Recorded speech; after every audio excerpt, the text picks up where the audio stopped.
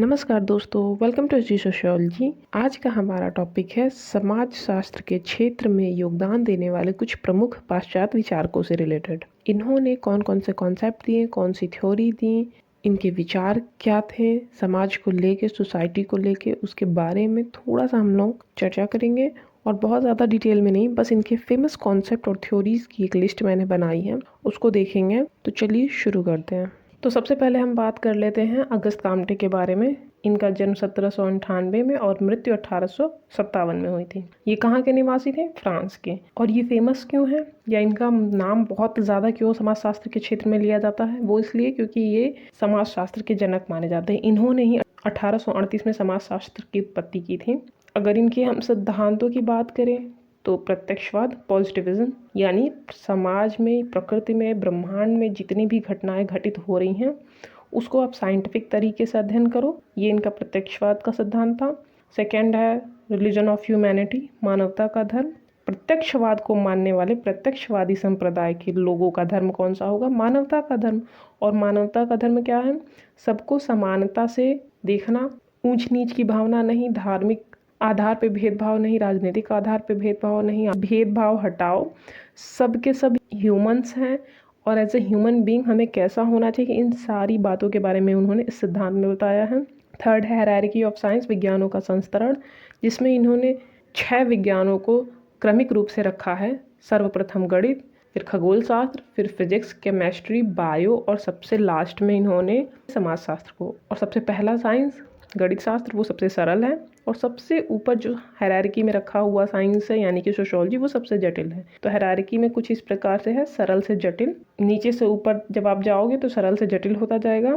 और सारे के ही सारे साइंसेस जो हैं वो अपने से पूर्व के विज्ञानों पे आश्रित हैं।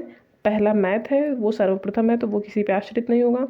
और उसके बाद है खगोल शास्त्र, तो वो मैथ के ज्ञान पे आश्रित है। ऐसे करके उन्होंने हायरार्की ऑफ साइंस के बारे में बताया है। नेक्स्ट इनका है 3 स्तरों का नियम, लॉ ऑफ 3 स्टेजेस, जिसमें इन्होंने मानवीय समझ के क्रमिक विकास के बारे में बताया है। पहला है धार्मिक स्तर, दूसरा है तात्विक स्तर और तीसरा है प्रत्यक्षवादी स्तर।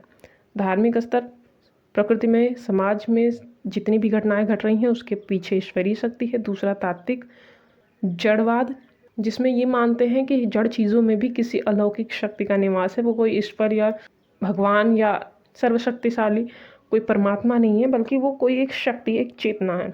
और थर्ड है जो प्रत्यक्षवादी स्तर, जिसमें कि आप साइंटिफिक तरीके से चीज़ों को अध्ययन करो, देखो, उसमें इलॉजिकली बातें मत करो और तार्किक बातें नहीं रखो, प्रत्यक्ष अनुभव द्वारा विश्लेषण, वर्गीकरण, इन सारे साइंटिफिक स्टेप का यूज़ करके आप चीज़ों का अध्ययन करो। तो ये आपका लॉ ऑफ 3 स्टेजेस हो गया। और नेक्स्ट है सामाजिक स्थिति एंड सामाजिक गतिकी। अगस्त काम्टे ने समाजशास्त्र को 2 भागों में विभाजित किया था। पहला है सोशल स्टैटिक्स, जो अध्ययन करेगा समाज की संरचनाओं को जो समाज को बना के रखती हैं। और दूसरा समाज में होने वाले परिवर्तन का अध्ययन करने के लिए सोशल डायनामिक्स। और लास्ट में सबसे इम्पॉर्टेंट इंसान जो इनके जीवन में महत्वपूर्ण भूमिका रखते हैं वो हैं सेंट साइमन। आप इन्हें इनका गुरु भी बोल सकते हो। सेंट साइमन के विचारों का अगस्त काम्टे के ऊपर बहुत ज़्यादा प्रभाव पड़ा है। तो अगस्त काम्टे और उनके सिद्धांतों के बारे में मैंने शॉर्ट में बता दिया है। अगर आपको इनके सिद्धांतों के बारे में डिटेल से जानकारी चाहिए तो आप अगस्त काम्टे वाली प्लेलिस्ट में जाके देख सकते हो। मैंने सारे ही सिद्धांतों पे अलग अलग वीडियो बनाई हैं। अब हम बात कर लेते हैं अगले वेस्टर्न थिंकर के बारे में। इनका नाम हर्बर्ट स्पेंसर है। इनका जन्म 1820 और 1902 ईस्वी में इनकी मृत्यु हुई थी। इनका जन्म स्थान इंग्लैंड है। इनके द्वारा दी गई 2 अवधारणाओं या 2 कॉन्सेप्ट जो सबसे ज़्यादा फेमस रही हैं, पहला है सामाजिक उद्विकास की अवधारणा, दूसरा है सामाजिक साव्यय की अवधारणा। अगर हम सामाजिक उद्विकास की अवधारणा की बात करें तो मैं शॉर्ट में आपको बता दूं, हर्बर्ट स्पेंसर चार्ल्स डार्विन की ओरिजिन ऑफ स्पीसीज कृति से काफ़ी ज़्यादा प्रभावित थे। उन्हीं के आधार पर उन्होंने सामाजिक उद्विकास की अवधारणा प्रस्तुत की थी। ओरिजिन ऑफ स्पीसीज में क्या था? स्टार्टिंग में जीव एक कोशिका के रूप में होता है, फिर धीरे धीरे विकसित होते होते, इवैल्यूएशन होते होते फिर वो रीढ़ की हड्डियाँ बनी, फिर वो 4 पैरों पे से 2 पैरों पे आया। तो ये जो मनुष्य के उद्विकास की प्रक्रिया है उसी से रिलेट करके हर्बर्ट स्पेंसर ने सामाजिक उद्विकास की अवधारणा प्रस्तुत करी थी कि स्टार्टिंग में समाज भी काफ़ी सरल था, उसमें जटिलताएं नहीं थी, सब मिलजुल के एक साथ रहते थे। फिर धीरे धीरे समयानुसार विशेषीकरण होता गया, समाज में भिन्न भिन्न विभाग बन गए, श्रम विभाजन हो गया। तो सामाजिक उद्विकास की अवधारणा उनकी किससे इंस्पायर्ड है? चार्ल्स डार्विन से। और इस अवधारणा में उन्होंने उद्विकास की जो प्रक्रिया कोशिकाओं और जीवों के बारे में चार्ल्स डार्विन ने कही थी, उसी को आधार बना के हर्बर्ट स्पेंसर ने समाज के सरल से जटिल होने की प्रक्रिया को, समाज के उद्विकास की प्रक्रिया को समझाया। नेक्स्ट है सामाजिक साव्यय। साव्यय का अर्थ क्या होता है? शरीर रचना। हर्बर्ट स्पेंसर का क्या मानना था कि यदि आपको समाज को समझना है तो आपको समाज की तुलना शरीर रचना से करनी चाहिए। जिस प्रकार शरीर निर्मित है ठीक उसी तरह समाज भी निर्मित हुआ है, और जिस प्रकार शरीर कार्य करता है ठीक उसी प्रकार समाज भी कार्य करता है। जिस प्रकार हमारी शरीर रचना होती है, स्टार्टिंग में सिर्फ एक कोशिका होती है, फिर धीरे धीरे उसी कोशिका से हाथ, पैर, आँख, नाक, रीढ़ की हड्डियाँ सब कुछ बनना शुरू होते हैं। उसी प्रकार समाज में भी स्टार्टिंग में बहुत सरल सा खाना, सोना, तन ढकने के लिए कपड़े, बस इतनी ही उनकी आवश्यकताएं थी। खाने के लिए वो कच्चा मांस खा लेते थे या कंदमूल खा लेते थे, पहनने के लिए उन्हें जानवरों की छाल। पर धीरे धीरे समाज भी जटिल होता गया और शरीर की रचनाएं भी धीरे धीरे जटिल होती है। स्टार्टिंग में तो सिर्फ एक कोशिका होती है, पर धीरे धीरे समय के साथ वो चेंज होता जाता है और पूरी बॉडी बनती है, बॉडी का स्ट्रक्चर बनता है, संरचना बनती है। और उसमें जो भिन्न भिन्न अंग हैं उनके विशेष कार्य भी हो जाते हैं। जैसे कि हाथ का काम है कार्य करना, मुंह का काम है चबाना या भोजन को ग्रहण करना, पैरों का काम है चलना, आंखों का काम है देखना। ठीक उसी प्रकार समाज भी है।